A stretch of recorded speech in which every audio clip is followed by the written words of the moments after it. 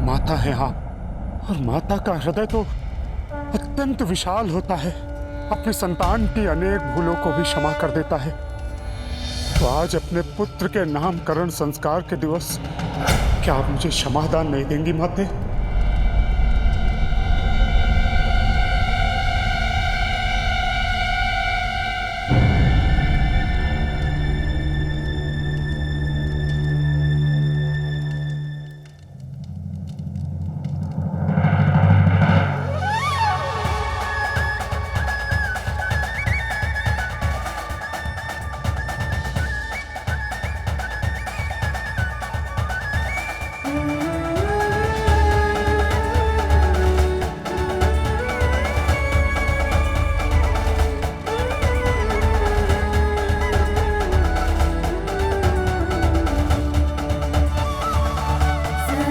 आज के शुभ अवसर पर मैं किसी को निराश कैसे कर सकती हूँ?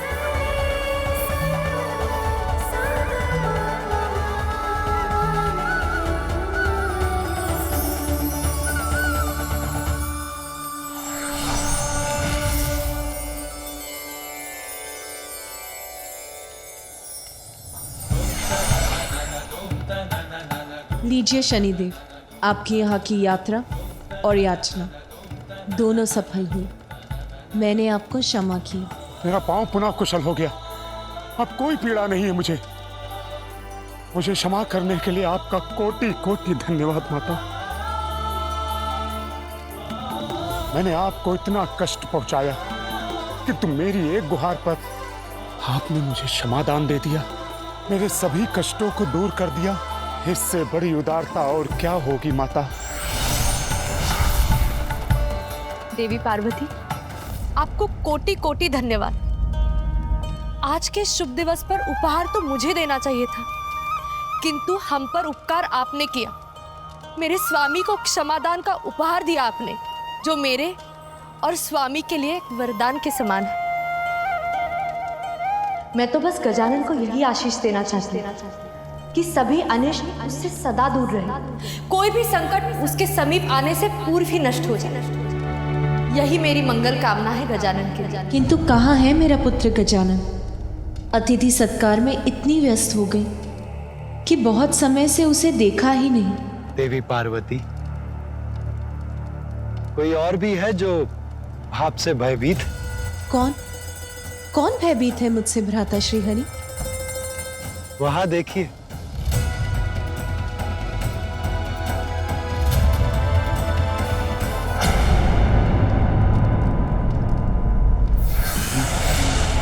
बालक, मेरी बात सुनो और स्वीकार करो। अब तन और मन दोनों से तुम मेरे नियंत्रण में हो। बालक, चलो मेरे साथ चलो बालक।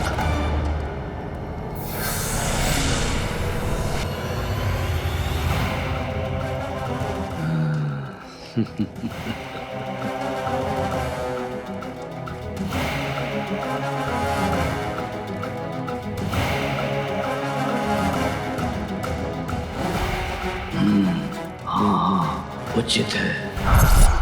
आगे बढ़ो बालक, बढ़ो आगे। चलो मेरे साथ, चलो बालक।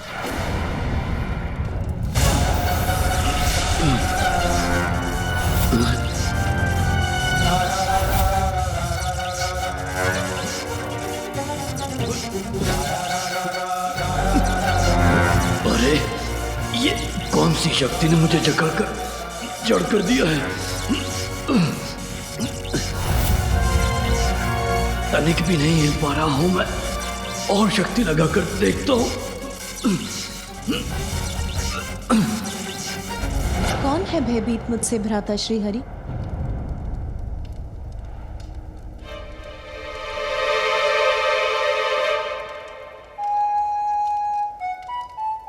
भ्राता नारायण, वो तो देवश्री नारद है ना? वहां क्यों छिपे हैं? यहाँ क्यों नहीं आते? उन्हें मुझसे क्या भय? क्यों ना इस प्रश्न का उत्तर उन्हीं से पूछ ले। देवर्षि नारद, यहाँ आइए। देवी पार्वती आपसे कुछ पूछना चाहती है।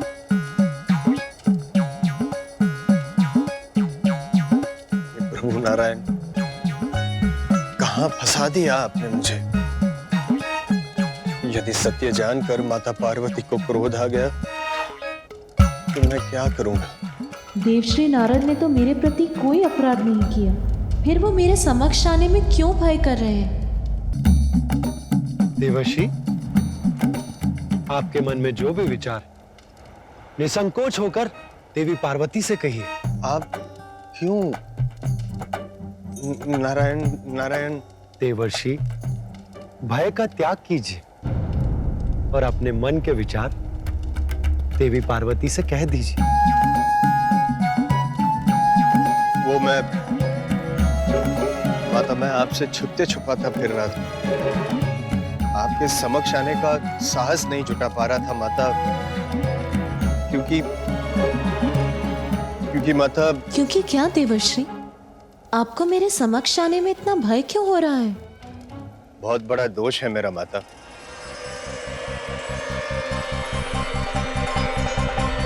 अधिक समय तक देखने का कौन दे रहा है सुझाव? क्षण भर के लिए देख लीजिए, यही है नारद का भाव।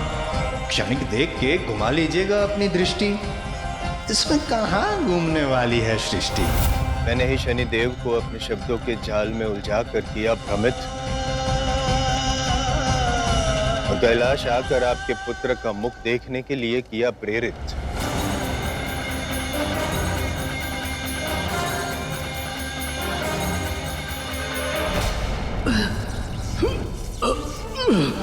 अपना पांव तक नहीं उठा पा रहा हूं मैं, क्या करूं अब? हाँ, उचित है, उचित है, उचित है। ये तो स्वर मेरा था, किंतु मैंने तो कुछ कहा भी नहीं। तो मेरे स्वर में मेरे शब्द, मेरे मस्तिष्क में कौन दौड़ा रहा है? कौन बुन रहा है ये माया जाल? उचित है, सर्वथा उचित है। सुनो मेरी बात। ये किस अदृश्य शक्ति ने घेरा है मुझे, जिससे मैं अपनी संपूर्ण शक्ति लगाकर भी भेद नहीं पा रहा हूँ, जिसने मुझे यहाँ जड़ बनाकर अपने ही शब्दों की गूंज को सुनने के लिए विवश कर रखा है।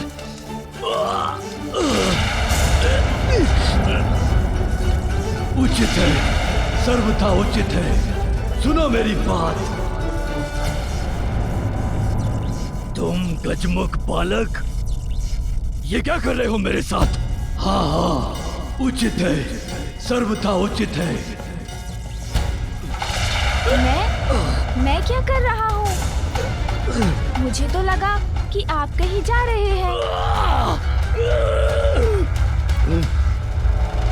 ये कोलाहल, ये शोर, ये स्वर तुम्हें सुनाई नहीं दे रहा बालक?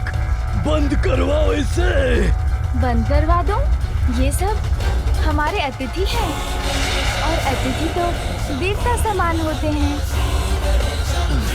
और जब देवता ही अतिथि हैं, उनका तो और भी आदर करना चाहिए ना। तो मैं उन्हें वार्तालाप करने से और हंसने से कैसे रोक सकता हूँ? किंतु मैं इस उत्सव के स्वरों को शांत नहीं करा सकता। उचित है, सर्वथा उचित है। मुझे इस बात का ज्ञात है कि मैंने भूल की है बहुत, किंतु मैं आपसे विनती करता हूं माता, कृपया मुझे दंडित ना करें। हाथ जोड़ के मैं क्षमा मांगता हूं। जिसे आप एक भूल कह रहे हैं, उसने शूल बनकर भेद दिया था मेरे हृदय को। ऐसा आघात दिया था जिसकी पीड़ा मैं भूल नहीं सकी। पिता और पुत्र के मध्य भीषण युद्ध करवाने का कार्य किया था आपकी इस भूल ने। मुझे ज्ञात है माता, मेरे कारण कितना अनित हुआ है, इसीलिए मैं क्षमा प्रार्थी हूं। किंतु मैंने जो भी किया माता, उसमें मेरा हेतु केवल जगत कल्याण था। जगत कल्याण में तो हमारा भी कल्याण निहित। उत्तर दीजिए मुझे, आपके इस कृत्य से जो कष्ट हमें पहुंचा उसके लिए कौन उत्तरदायी है? मैं, किंतु मैं वो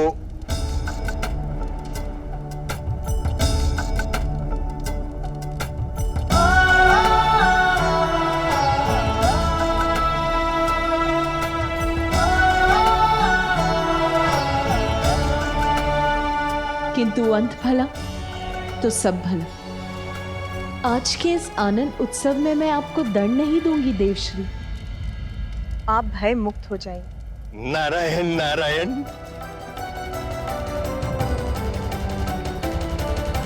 किंतु प्रत्येक क्रिया की प्रतिक्रिया अवश्य होती है, ये मत भूलिए देवश्री।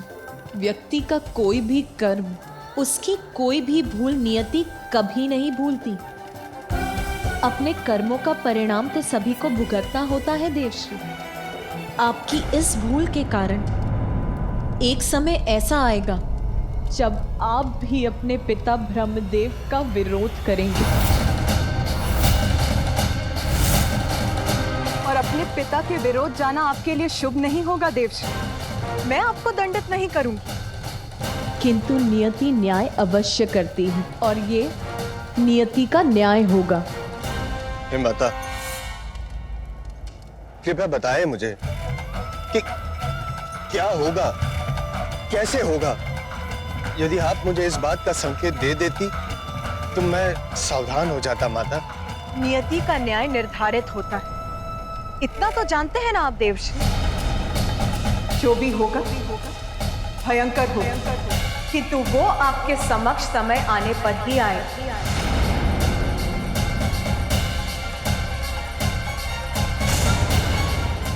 मुझे ऐसा प्रतीत हो रहा है जैसे मेरे मस्तिष्क में विस्फोट होने वाला है। ये कोलाहल मुझे प्रताड़ित कर रहा है बालक।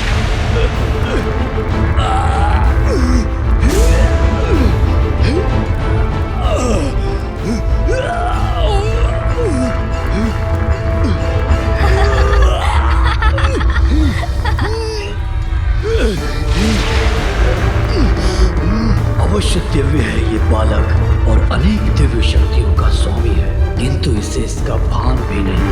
मैंने अपनी शक्ति से इसको सम्मोहित करने का प्रयत्न किया, किंतु विचार का जो वार मैंने इस पर किया वो तो उल्टा मुझ पर ही पड़ गया और मैं यहाँ जकड़ कर रह गया। इससे सावधान रहने की आवश्यकता है सिंधुरा।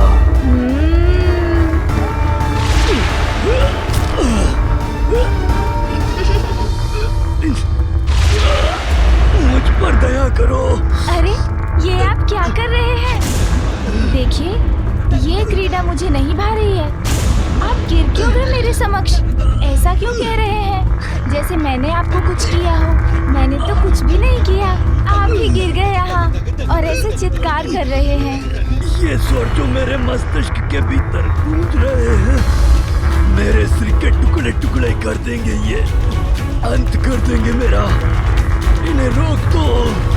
ओह, तो आपके मस्तिष्क में कुछ है जिससे आप इतने विचलित हो रहे हैं। कोई बात नहीं, मैं अभी निकाल देता हूँ उसे। सुन जी, आइए इनकी पीड़ा दूर करते हैं।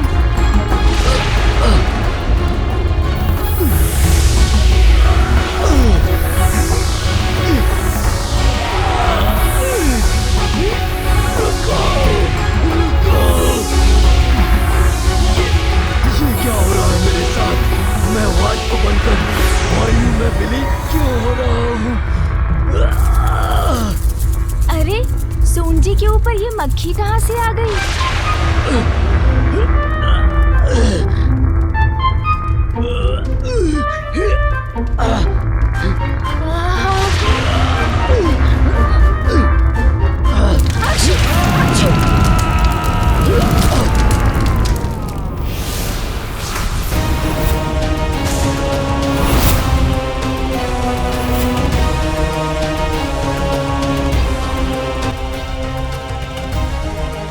क्या हुआ पुत्र?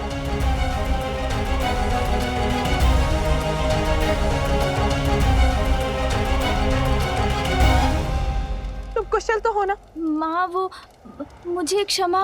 तुम्हें क्या? क्या हुआ था पुत्र तुम्हें?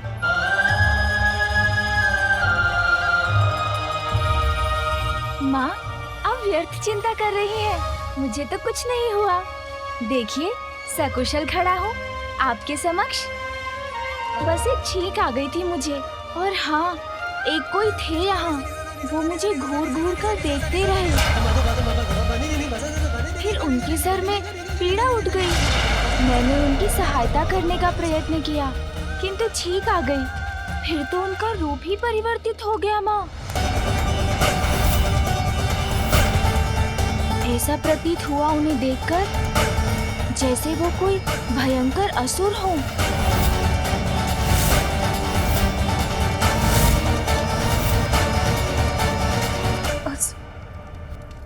यहाँ कैलाश में?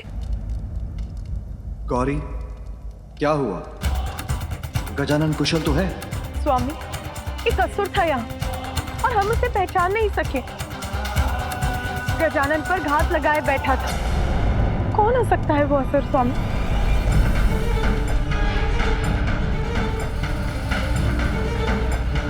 असुर और यहाँ कैलाश में? असंभव। ये मात्र इस बालक की कल्पना से अधिक और कुछ भी नहीं है। देवी पार्वती, आप चिंता मत कीजिए।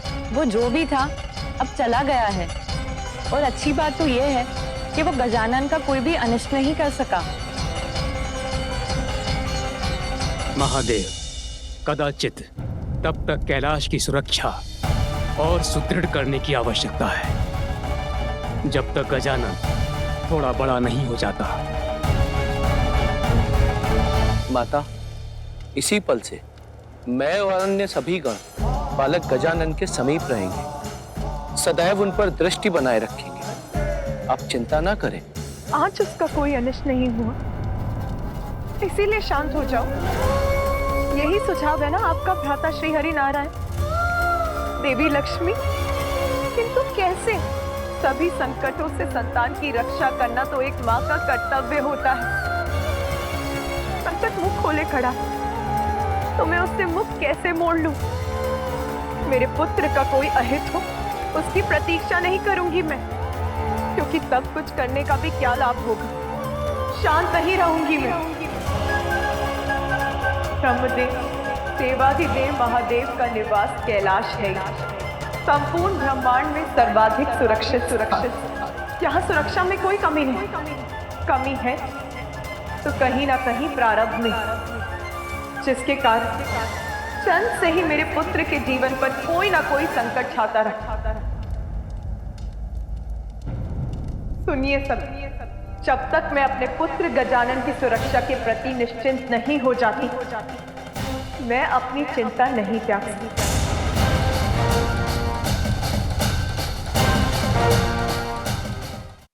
चंद के कुछ समय पश्चात स्वयं उसके पिता महादेव के त्रिशूल ने उसके शीश को उसके तन से विलग किया। फिर उसे एक नवीन शीश एक गज का ही मिल सका।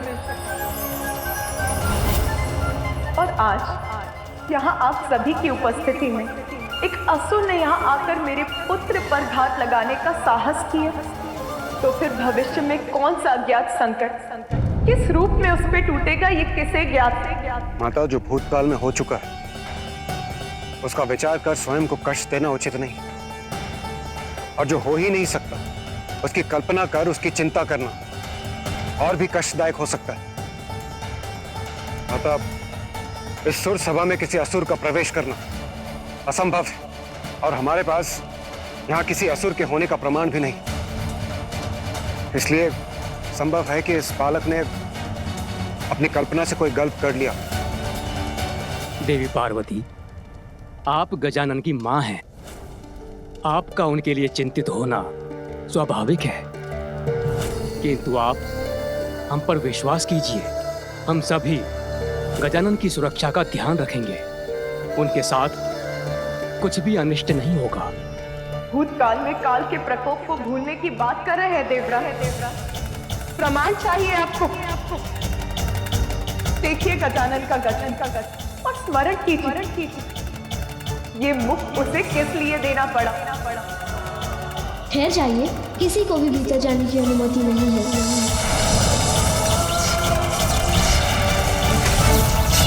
ये उसके प्रारब्ध का ही प्रमाण और प्रमाण चाहते हैं आप, तो सुनिए। एक माँ का हृदय अपनी संतान पर आए छोटे से छोटे संकट को भी भाप लेता है। मेरी आशंका निराधार नहीं, मैं उसकी सुरक्षा के प्रति अस्वस्थ नहीं हूँ ब्रह्मदेव। हमें उसकी सुरक्षा के प्रति कुछ और करना ही होगा।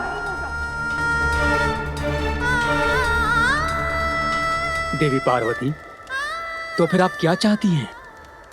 ये स्पष्ट कीजिए।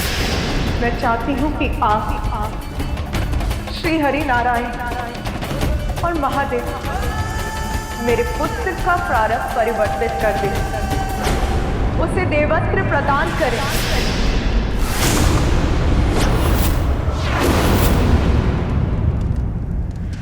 क्षमा करें माता, किंतु मैं आपका ये प्रस्ताव समझने में असमर्थ हूं। क्या केवल भोलेनाथ और आपके पुत्र होने मात्र गजानन को हम देवता के पद पर स्थापित कर